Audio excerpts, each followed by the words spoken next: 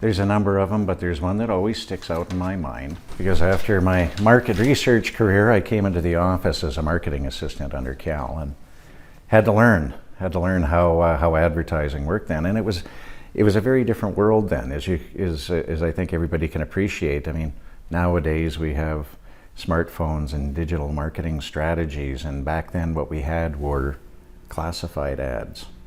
That's how you promoted your company. There wasn't even such a thing as a home section in the newspaper. It was classified ads that we would place weekly for all the areas we were building in, and we had 4 of them at the time. I was eventually left in charge of the ad copy, and I still remember one moment in time where the cutoff was always Wednesday at 12 noon. We had opened up a new area, I believe it was Douglas Glen at the time, and I wasn't confident enough in the ad copy. I was phoning all over looking for Cal at his home office, at every show home. I couldn't find him. I was having a fit, but I got the ad copy in anyways because you couldn't miss that deadline.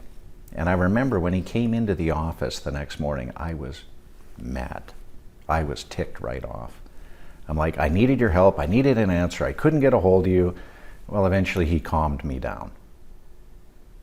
And it was probably one of the best sayings I've ever heard, and one of the most important messages that he ever gave me was he said, you know what, I don't make all the right decisions all the time, but I try and make as many right decisions as possible.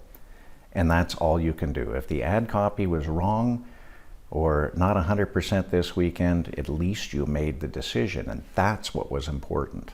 Just make the decision. That's still one of my favorite stories, and it's something that just kind of sticks with you here every day. No one's going to make the right decision all the time. Never. I mean, they used to talk about General Motors was a super dynamic company, and even the president of that has admitted many, many times that he made a mistake here, he made a mistake there.